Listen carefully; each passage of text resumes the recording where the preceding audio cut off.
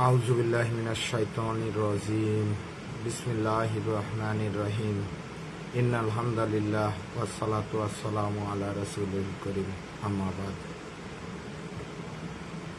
প্রিয় সহকর্মীবৃন্দ, আসসালামু আলাইকুম। আজ 4/7/2025 রোজ শুক্রবার রাত 10টায় পূর্ব ঘোষিত সময় অনুযায়ী লাইভে আসছি। আজকে লাইভে মূলত কয়েকটি বিষয় নিয়ে কথা বলবো। সেটা হচ্ছে যে আপনারা ইতিমধ্যে অবগত হয়েছেন, সেটা হচ্ছে যে গত 2 জুলাই বুধবার মাননীয় শিক্ষা উপদেষ্টার সাথে আমাদের একটি বৈঠক হয়েছে। বৈঠকের বিষয় বলি, এরপরে কথা বলবো কোডবিহীনদের কোডের আবেদন প্রক্রিয়া, এবং সর্বোপরি আপনাদের কিছু প্রশ্ন আছে, সেই প্রশ্নগুলোরও উত্তর দেওয়ার চেষ্টা করব ইনশাল্লাহ। তো তার আগে সকলে যারা লাইভে এই মুহূর্তে যুক্ত হয়েছেন তাদেরকে আবারও ধন্যবাদ এবং কৃতজ্ঞতা জানাই, এবং সেই সাথে বেশি বেশি শেয়ার করে দিবেন এই অনুরোধটুকু জানিয়ে আমার লাইভ শুরু করছি। প্রিয় সহকর্মী, আপনারা জানেন যে গত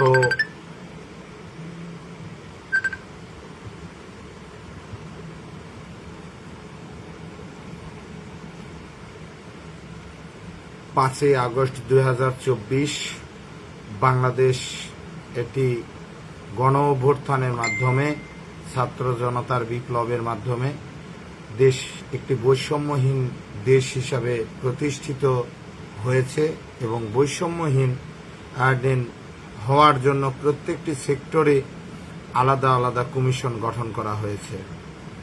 তো এই বিষয়গুলো নিয়ে আমরা বিগত 40 বছর ধরে স্বতন্ত্র ইবতেদায়ী মাদ্রাসার শিক্ষক এবং শুভাকাঙ্ক্ষীরা এ দেশে সবচেয়ে শিক্ষা খাতে বেশি বৈষম্যের শিকার ছিলাম। আপনারা জানেন যে গত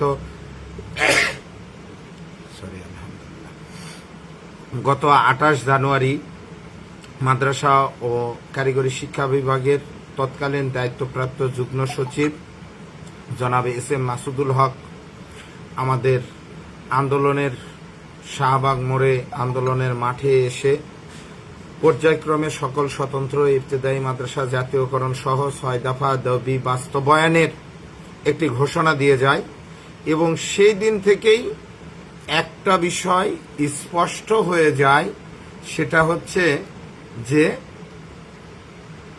অনুদানভুক্ত এবং অনুদানবিহীনের একটা তফাৎ এসে যায়।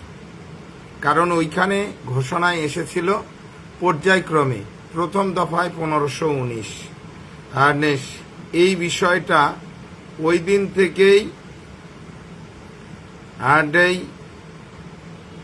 হয়, এবং আমাদের সংগঠন স্বতন্ত্র ইবতেদায়ী মাদ্রাসা শিক্ষা উন্নয়ন বাংলাদেশ সেটাও একটা, এবং আমি নিজে সেই জিনিসটা উপলব্ধি করে ওই দিন থেকেই ভাবতেছিলাম যে যারা অনুদানভুক্ত তারা তো আলহামদুলিল্লাহ, আল্লাহ পাকের অশেষ নিয়ামত যে 40 বছরের গ্লানি তাদের ইমিডিয়েটলি ঘুচে যাচ্ছে, এবং ঘুচুক এটা আমরাও চাই।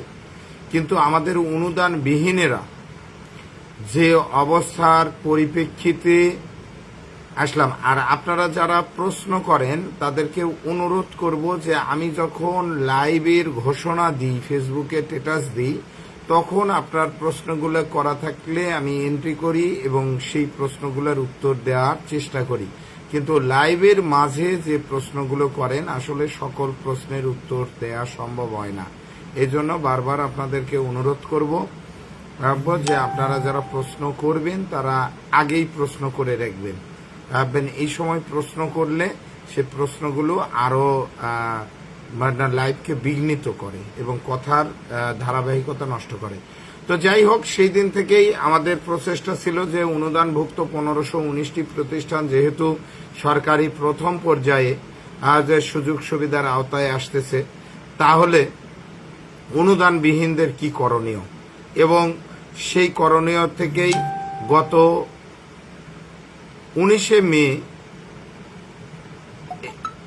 সাধারণ শিক্ষকদের পক্ষ থেকে একটি অবস্থান কর্মসূচির ডাক দেয় এবং অবস্থান কর্মসূচির যে আমি মনে করি যেহেতু এইখানে অনুদানবিহীন রয়েছে সেইখানে যোগ দেওয়া প্রয়োজন এবং তারই ধারাবাহিকতায় ইনশাল্লাহ আমি সেইখানে যোগদান করি এবং যোগদান করার পর আমার সংগঠন সহ যতটুকু আমার শুভাকাঙ্ক্ষী আছে তারা উপস্থিত হয়েছিলেন এবং উপস্থিতের মাধ্যমে আমরা 26শে মে আমি সেইখান থেকে পদযাত্রা সহ মাননীয় শিক্ষা উপদেষ্টা বরাবর স্মারকলিপি প্রদানের জন্য এগিয়ে যাই এবং সেই জায়গায় আমরা শতভাগ সফল হয়েছি এবং ওই দিন থেকে সারা বাংলাদেশের মানুষ জানতে শুরু করেছে এবং শিক্ষা কর্মকর্তা সহ যে অনুদানবিহীন স্বতন্ত্র ইবতেদায়ী মাদ্রাসা রয়েছে বা এমপিও বিহীন স্বতন্ত্র ইবতেদায়ী মাদ্রাসা রয়েছে। তো যাই হোক, তারই ধারাবাহিকতায় এবং সেই দাবির প্রেক্ষিতে শিক্ষা উপদেষ্টা গত 2 জুলাই রোজ বুধবার আমাদের 5 সদস্য যদিও বা বলা ছিল কিন্তু আমরা 9 জন উপস্থিত ছিলাম এবং আমি হলফ করে আপনাদের উপর ভরসা রেখে বলতে পারি যে আপনাদের দোয়া এবং ভালোবাসা আমাদের ধীরে ধীরে সফলতার দ্বারে এগিয়ে নিয়ে যাচ্ছে এবং স্বতন্ত্র ইবতেদায়ী মাদ্রাসার একমাত্র সংগঠন আমাদের সংগঠন পরপর 2 বার আমরা শিক্ষা উপদেষ্টার সাথে আমাদের বিষয়গুলো নিয়ে আলাপ আলোচনার সুযোগ পেয়েছি। তো এই জন্য আমি মনে করি যে আমাদের সংগঠন আপনাদের দোয়া এবং ভালোবাসায় এগিয়ে যাচ্ছে এবং আপনারা পাশে থাকলে আগামীতে আপনাদের অধিকার আদায়ে আরো বেগবান হবে ইনশাল্লাহ। আমি আশা রাখবো আপনারা যারা আমাদেরকে নিয়ে বিভিন্ন ধরনের বিরূপ মন্তব্য করেন, বিভিন্ন কথা বলেন, তাদেরকে অনুরোধ করব যে আপনারা আগামী দিনে ইনশাল্লাহ সকল ভেদাভেদ ভুলে গিয়ে, এইখানে আমি বারবার একটা কথা বলি যে কাজী মখলেসুর রহমান সহ যারা সিনিয়র নেতৃবৃন্দ আছে, শামসুল আলম ভাই সহ, তাদের অবদানের শেষ নাই। তারা জীবনের খুব খারাপ সময়গুলোতে এই স্বতন্ত্র ইবতেদায়ী মাদ্রাসার সময় দিয়ে গেছেন এবং তারা এখন পর্যন্ত চালিয়ে যাচ্ছে। তার মানে যে একটা দলই থাকবে, একটা সংগঠন থাকবে তা না, মত ভিন্ন থাকতে পারে, দাবি কিন্তু এক। তো সেক্ষেত্রে আমরা আমাদের পক্ষ থেকে, আমাদের সংগঠনের পক্ষ থেকে কারো প্রতি কোনো অভিযোগ নেই এবং হিংসা নেই আমরা চেষ্টা চালিয়ে যাচ্ছি। সফলতার মালিক আল্লাহ পাক এবং সেই সাথে আপনাদের সাপোর্ট যদি আমরা পাই আরো সফল হব ইনশাল্লাহ। তো এই বিষয়ে এখন মাননীয় শিক্ষা উপদেষ্টার সাথে যে বিষয়গুলো নিয়ে কথা হয়েছে তার সারসংক্ষেপ আমি তুলে ধরব। প্রথমেই আমরা শিক্ষা উপদেষ্টা রুমে আসার পর আমরা সালাম দিই এবং তাকে শুভেচ্ছা এবং অভিনন্দন জানাই যে আমাদের দীর্ঘদিনের যে নীতিমালা নিয়ে একটা সমস্যা ছিল এবং সেই নীতিমালা নিয়ে দ্রুত গতিতে নীতিমালা পাশ করাই এবং স্বতন্ত্র ইবতেদায়ী মাদ্রাসার 1519টি অনুদানপ্রাপ্ত স্বতন্ত্র ইবতেদায়ী মাদ্রাসার এমপিওকরণের জন্য গণবিজ্ঞপ্তি জারি করাই আমরা মাননীয় শিক্ষা উপদেষ্টাকে আমাদের সংগঠনের পক্ষ থেকে এবং সাধারণ শিক্ষকদের পক্ষ থেকে শুভেচ্ছা এবং অভিনন্দন জানাই এবং তিনি অত্যন্ত খুশি যে আমরা তার সাথে সাক্ষাৎ করেছি এবং তিনি পূর্বের বৈঠকেও আমাদেরকে বলেছিলেন যে অবশ্যই তিনি স্বতন্ত্র ইবতেদায়ী মাদ্রাসার কোনো বিষয় তার টেবিলে আটকিয়ে রাখবেন না এবং আমরা তাকে যখন জিজ্ঞেস করি আমাদেরকে দেখেই উনি ওনার সচিবকে তথা তাসকিরুজ্জামান স্যারকে বলেছেন যে স্বতন্ত্র ইবতেদায়ী মাদ্রাসা তো এমপিওভুক্ত করা হলো বা করা হচ্ছে এইরকম একটা কথা। তখন উনি শিক্ষা উপদেষ্টাকে অবহিত করেন যে স্যার এরা অনুদানবিহীন। তখন স্যার জিজ্ঞেস করে যে অনুদানবিহীন কি, মানে এটা কি? তখন আমি স্পষ্ট করে স্যারকে বোঝানোর চেষ্টা করি যে স্যার 1994 সালে যখন স্বতন্ত্র ইবতেদায়ী মাদ্রাসা অনুদানভুক্ত হয় তখন তৎকালীন সরকার একটি ক্রাইটেরিয়া দিয়েছিল, সেটা হচ্ছে যে প্রত্যেকটি ইউনিয়নে একটি করে স্বতন্ত্র ইবতেদায়ী মাদ্রাসা অনুদানের আওতায় আসবে। কিন্তু 4,500 প্লাস ইউনিয়ন থাকলেও মাত্র 1519টি প্রতিষ্ঠান অনুদানের আওতায় আসে। কারণ হিসেবে সেখানে শর্ত দেওয়া হয়েছিল যে যেই প্রতিষ্ঠানে 2 কিলোমিটারের মধ্যে প্রাথমিক বিদ্যালয় থাকবে সেখানে স্বতন্ত্র ইবতেদায়ী মাদ্রাসা এই অনুদানের আওতায় আসবে না। তো এই থেকে আমাদের বৈষম্য শুরু এবং অদ্যবধি পর্যন্ত যদি 1519টিকে আবেদন করার সুযোগ দেওয়া হয় আর আমাদেরকে যদি সুযোগ দেওয়া না হয় তাহলে এটা ওই বৈষম্যের চেয়ে আরো বড় বৈষম্য হবে।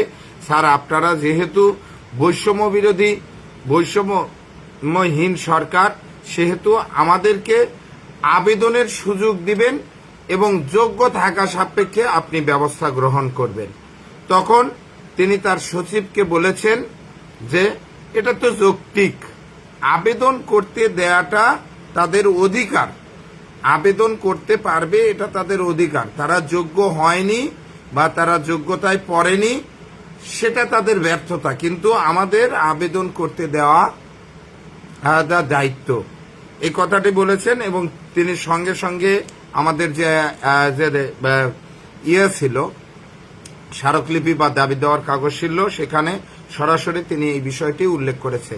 এখানে আমি স্যারকে আরেকটি বিষয় অনুরোধ করেছি যে স্যার, আমার পাশের গ্রামে একটা অনুদানভুক্ত স্বতন্ত্র ইবতেদায়ী মাদ্রাসা, সেই মাদ্রাসার ছাত্রছাত্রীরা উপবৃত্তি মিড ডে মিল পাচ্ছে, আমারটা পাচ্ছে না স্যার। এটা আরো আমাদের ছোট বাচ্চা কাচ্চাদের কাছে এবং তার অভিভাবকের কাছে আমাদের জন্য আরো কঠিন হয়ে যাবে স্যার।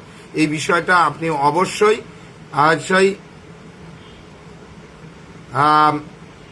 করবেন, দেখবেন।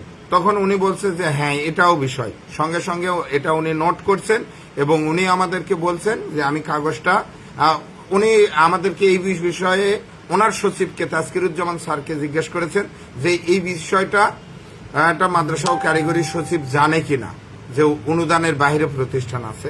তখন উনি বলছেন যে হ্যাঁ না, এই বিষয়ে স্যার অবগত আছেন। তা অবগত আছেন, তখন উনি জিজ্ঞেস করেছেন যে তাহলে দেয়নি কেন ওনাদেরকে। তো স্যার বলছে, তাসকিরুজ্জামান স্যার যার উপদেষ্টা স্যারকে বলছে যে পর্যায়ক্রমের কথাটা।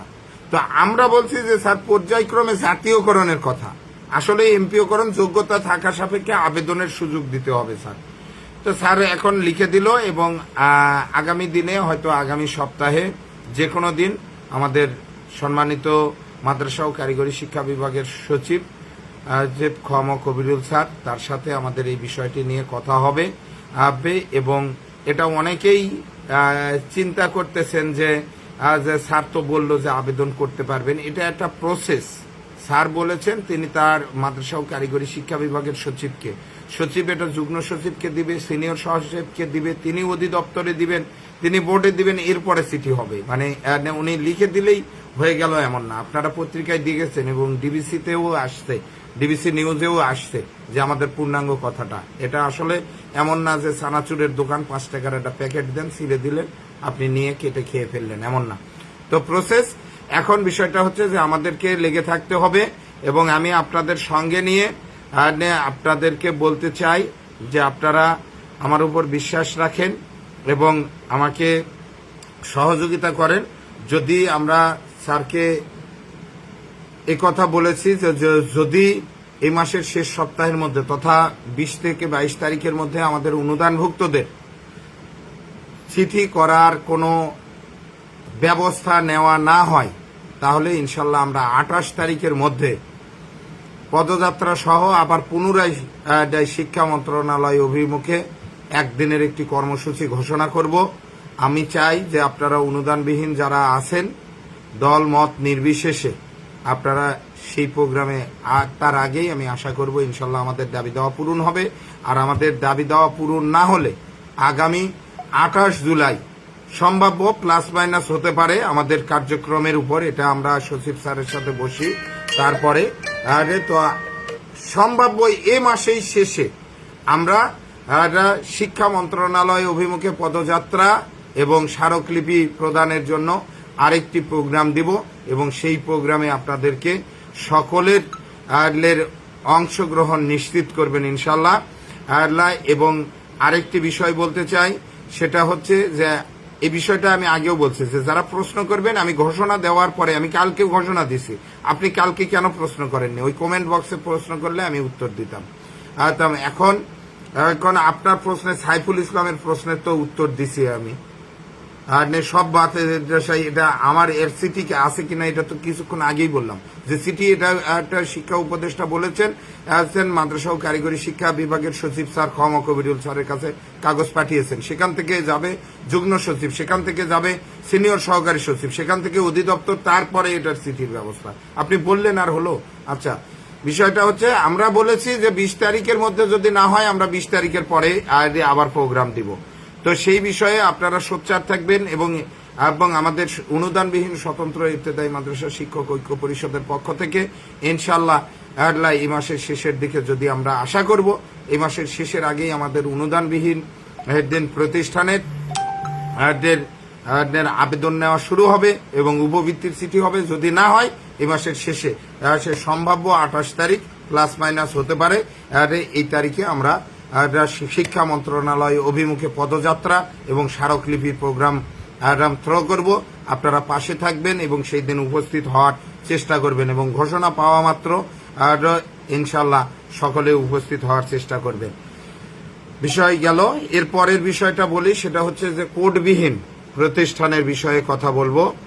যে কোডবিহীন প্রতিষ্ঠানের বিষয়টা হচ্ছে যে আপনার গ্যাজেটের বিষয়টি বলি। সেটা হচ্ছে যে নীতিমালা যেই দিন আমাদের মাননীয় সচিব মহোদয় খোয়ামা কবিরুল স্যার স্বাক্ষর করেছে, সেই দিনই সরকারি এটা জিও হয়েছে এবং এটা বিজি প্রেসে গেছে। বিজি প্রেস সিরিয়াল অনুযায়ী এটা 300 কপি প্রিন্ট দিয়ে প্রত্যেকটা জেলা, উপজেলা, ইউনো এবং জেলা প্রশাসক বরাবর পাঠিয়ে দিবে। মনে করেন যে সেটার গ্যাজেট হয়ে গেছে, ওটা নিয়ে আপনার চিন্তা করার আর কোনো কারণ নেই। এবং ওটা একটা স্যার যেই দিন স্বাক্ষর করেছে সেই দিন থেকেই কার্যকর হয়েছে। ধন্যবাদ। এবং সেই কার্যকরের পরিপ্রেক্ষিতেই আমরা জানেন যে 6 দফা যে দাবি শিক্ষা উপদেষ্টা মহোদয়ের কাছে দিয়েছি, তার মধ্যে একটি মাদ্রাসা বোর্ডে আমাদের ব্যাপক ঝামেলা এবং এর মধ্যে কোডের আবেদন, এর মধ্যে 1519টি নবায়ন, এই বিষয়গুলো নিয়ে ঝামেলা। আমরা এটা শিক্ষা উপদেষ্টা মহোদয়ের সাথে কথা বলেছি এবং স্যার ইতিমধ্যে ব্যবস্থা নিয়েছে। গতকাল আমি একটি পোস্ট দিয়েছি যে জেলা ভিত্তিক, বিভাগীয় ভিত্তিক নতুন আরো 5 জন বোর্ডে নবায়নের জন্য মাননীয় চেয়ারম্যান মহোদয় ব্যবস্থা করেছেন এবং ইনশাল্লাহ এটা আরো স্মুথলি হবে এবং একসময় টুডে টুমরো এটা অনলাইন করার প্রক্রিয়া হাতে নিবে এবং আমরা সেই আবেদন বোর্ডের চেয়ারম্যান বরাবরও দিয়েছি, উপদেষ্টা বরাবরও দিয়েছি। ইনশাল্লাহ সেটার কার্যক্রম গ্রহণ করা হবে। এখন বলতে চাই যে কোডবিহীন অনেক প্রতিষ্ঠান যোগাযোগ করতেছেন, তাদেরকে বলতে চাই যে কোডবিহীন যারা প্রতিষ্ঠান আছে তারা মাদ্রাসা শিক্ষা বোর্ডের শেখ শামসুদ্দিন ভাই কি প্রশ্ন করেছেন আপনি? আমি তো খেয়াল করিনি। শেখ শামসুদ্দিন আহমেদ, আচ্ছা। আপনার প্রশ্নের আমি কোড আছে কিন্তু নবায়ন নেই। এক্ষেত্রে নবায়ন করে নেবেন এবং নবায়নের জন্য যা যা কাগজ প্রয়োজন হয়, প্রয়োজনে এটা আবার আমার পেজে দিয়ে দিব ইনশাল্লাহ।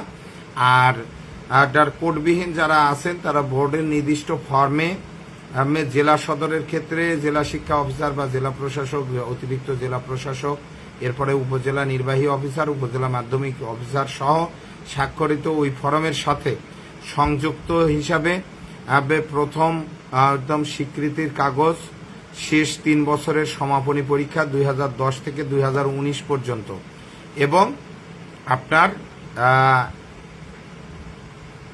আদার্স জমির দলিলের ফটোকপি, নামজারি এবং খাজনার রসিদ সহ 500 টাকার ব্যাংক ডাক মাদ্রাসা শিক্ষা বোর্ডের চেয়ারম্যান বরাবর আবেদন করলে ইনশাল্লাহ সেটার ব্যবস্থা তার চেয়ারম্যান মহোদয় ইতিমধ্যে বলেছেন যে কোড দিতে গেলে ইন নাম্বার লাগবে। ও ইনের বিষয়েও অনেকে বলেছেন।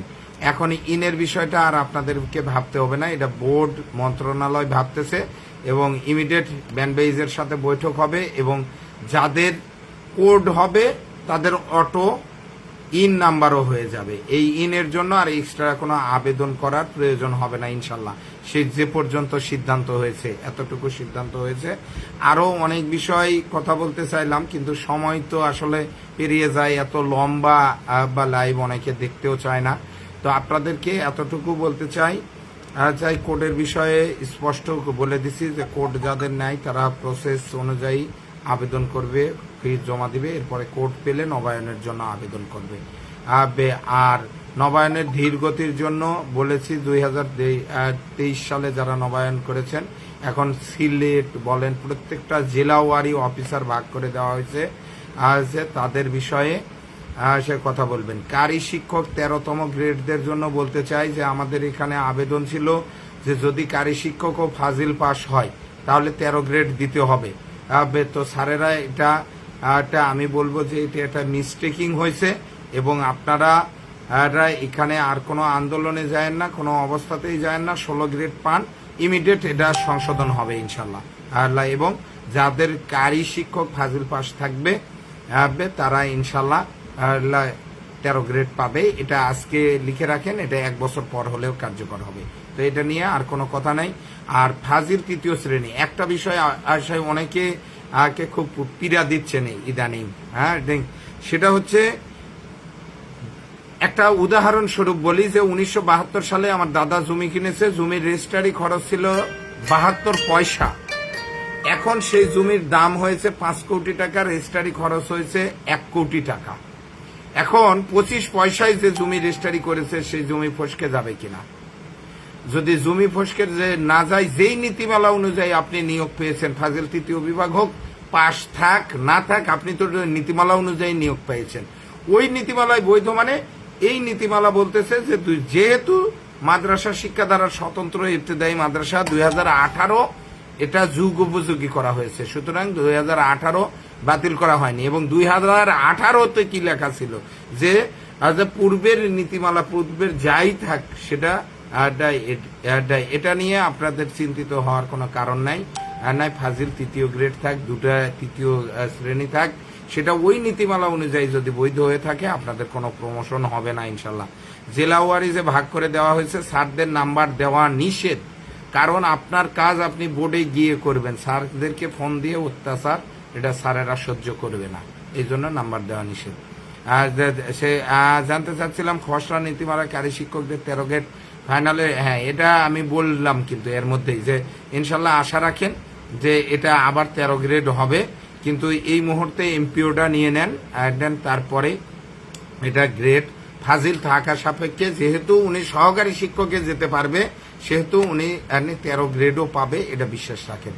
তো আরো অনেক বিষয়ে কথা ছিল, আপনাদের প্রশ্ন বিভিন্ন রকম, সময়ও অনেক বেশি হয়ে গেছে, হয়তোবা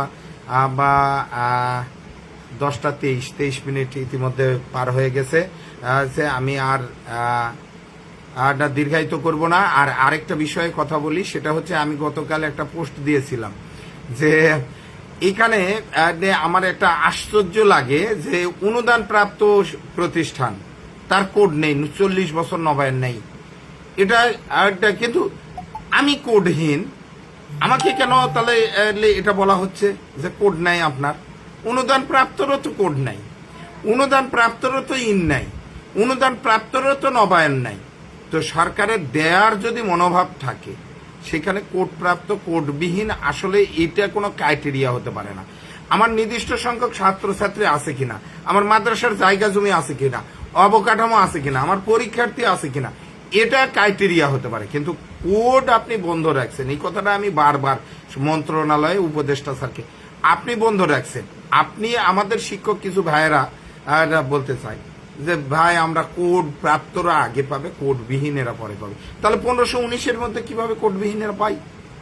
1519-এর মধ্যে 40 বছরের নবায়ন পেল, আমার কাছে কপি আছে, 40 বছর পর নবায়ন করলো। আর সিলেটের গতকাল জন্তাপুর উপজেলার প্রতিষ্ঠানের নাম বললাম না, তেনার কোড নাই, অনুদান প্রাপ্ত 84 সাল থেকে। গাজীপুরের একটা বলি, তাহলে অনুদান প্রাপ্ত, কোড নাই। তো তাহলে কি হলো?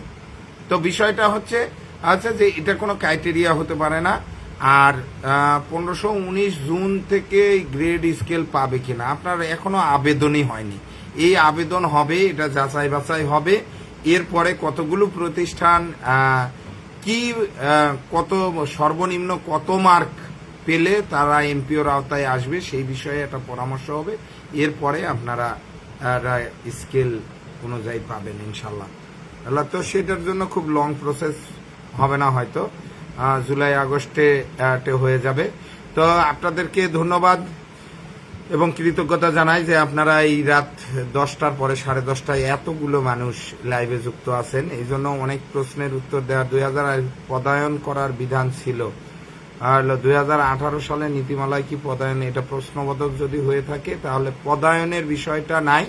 তবে এইখানে বলি, সেটা হচ্ছে যখন এমপিওর আবেদন করবেন, দেখেন অনেকে এই প্রশ্নটা অনেকে অনুদান প্রাপ্তরা করতেছেন, তাদের উদ্দেশ্যে বলি যে অনেকে সহকারী শিক্ষক আছেন, প্রধান শিক্ষক চলে গেছেন, ফাজিল পাস। আপনি ওইখানে প্রধান শিক্ষকের এমপিও আবেদন যে জায়গায় করবেন, এটা 8 তারিখের পরে বলা উচিত, তারপরেও বলতেছি, যে জায়গায় আবেদন করবেন প্রধান শিক্ষক, ওইখানে কাকে কারি শিক্ষক দিবে। যেমন আপনারা এমপিও প্রাপ্ত যেগুলো প্রতিষ্ঠান, একটু ধারণা নিন, জীববিজ্ঞানের শিক্ষক দিয়ে কৃষি পোস্ট পূরণ করে, আবার ইংরেজি শিক্ষক দিয়ে সমাজ বিজ্ঞানের পদ পূরণ করে। হ্যাঁ, এটা পূরণ করা সম্ভব। এমপিও আবেদন করতে শুরু করেন, এটা করা সম্ভব। এবং সহকারী শিক্ষকেরা ইচ্ছা করলে, প্রধান শিক্ষক যোগ্যতা থাকলে তারা দিতে পারবে। এই বিষয়গুলো নিয়ে অনেক প্রশ্ন অনেকে করতেছেন। তো আসলে পুরাতন মাদ্রাসা কোনোদিন আবেদন করিনি, বাট এবার করব, কাজ হবে কি এগুলা কি ধরনের প্রশ্নের কোনো ইয়ে নেই। আপনি অনুদানবিহীন না অনুদান প্রাপ্ত। তো যাই হোক, নিঃশর্তে এমপিও দেওয়ার দাবি জানাচ্ছি। হ্যাঁ, সেটা স্যারেরা ইচ্ছা করলে আবেদন নেওয়ার পরে মনে করতে পারে যে এটা শর্তবিহীন ভাবে এমপিও করা যেতে পারে। তো এই বিষয়গুলো নিয়ে পরবর্তীতে আবার কথা হবে। তবে অনুদানবিহীনদের আমি সোচ্চার হতে বলি যে আপনারা সোচ্চার হন, কোনো ক্রমেই এই সুযোগ হাতছাড়া করা যাবে না ইনশাল্লাহ। অন্ততপক্ষে যোগ্যতার ভিত্তিতে সকল প্রতিষ্ঠানকে এমপিওর আওতায় আনতে হবে। এই বিষয়টি বলে আজকের মতো এখানে বিদায় নিচ্ছি। সকলকে ধন্যবাদ ইনশাল্লাহ। আর পরবর্তী থেকে লাইভের আমি ঘোষণা দিলে আপনাদের যা প্রশ্ন আছে ওইখানে কমেন্ট করবেন এবং আমি লাইভে এসে উত্তর দিব। আসলে এইখানে উত্তর দিতে গেলে মূল যে কথা বলতে আসি সেটা থাকে না। তো সবাইকে ধন্যবাদ জানিয়ে শেষ করছি। আসসালামু আলাইকুম। সকলে ভালো থাকবেন, আমার জন্য দোয়া করবেন, আমিও সকলের জন্য দোয়া করি। আলহামদুলিল্লাহ।